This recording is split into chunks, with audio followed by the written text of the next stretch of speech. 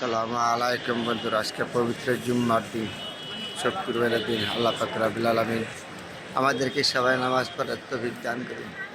এটি হলো আমাদের বাংলাদেশের জাতীয় মসজিদ, বাইতুল মোকাররম মসজিদ, বিখ্যাত মসজিদ। এই মসজিদে হইলো আমাদের বাংলাদেশের জন্য হলো বিখ্যাত। যে মুসলিগণ আসে নামাজ পড়ে আমাদের বাংলাদেশের ভিতরে সর্বথেকে বড় আবাদতের ঘর হলো বাইতুল মোকাররম মসজিদ। এই মসজিদের অল বিশ্বে নাম আছে।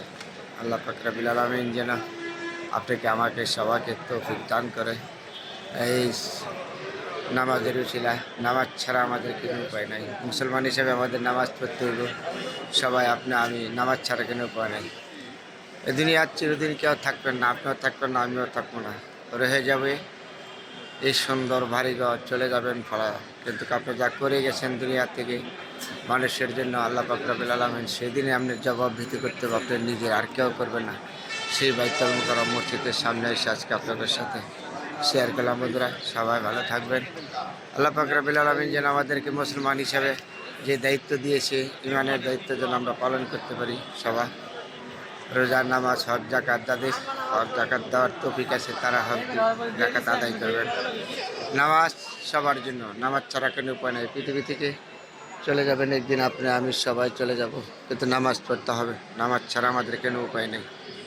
মুসলমানের নামাজ হলো আমাদের সর্বথেকে বড়। মুসলমানের পৃথিবী থেকে আসেছি, একদিন চলে যাব। ধন দৌলত, বাড়ি গাড়ি সব ফেলে আসেন আমরা সত্যকে সত্য বলি, মিথ্যাকে মিথ্যা বলি, নিজে নামাজ পড়ি, অন্য আরেকজনকে উৎসাহ করি।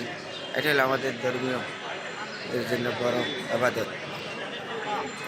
আজকে এই বাইতুল মোকাররম মসজিদের সামনে থেকে আপনাদের সাথে শেয়ার করলাম। বন্ধুরা, সবাই ভালো থাকবেন। আল্লাহ পাক রব্বুল আলামিন যেন সবাইকে তৌফিক দান করে। তার নাম হলো জাতীয় মসজিদ বাইতুল মোকাররম। আলহামদুলিল্লাহ, আপনাদের সবার জন্য দোয়া রইল, আমার জন্য দোয়া করবেন। আল্লাহ পাক সবাইকে যেন নামাজ পড়ার তৌফিক দান করে। এই দিনের উসিলায় শুক্রবার আমাদেরকে সবাইকে মাফ করে দেয়, ক্ষমা করে দেয়। কারণ আমরা গুনাহগার বান্দা, গুনাহ করেছি, অন্যায় করেছি, পাপ করেছি, কথায় কাজের মাধ্যমে।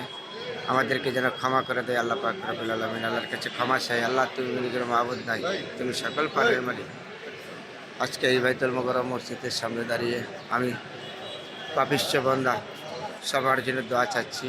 আমার জন্য দোয়া করবেন। আল্লাহ যেন সবাইকে নামাজ পড়ার তৌফিক দান করে, বাল্লা মসজিদের জন্য উদ্ধার করে। আমাদের যারা হুজুর আছে, মুরব্বীগণ, তাদেরকে যেন উদ্ধার করে। আল্লাহ পাক রব্বুল আলামিন সবার জন্য দোয়া এবং শুভকামনা রইল।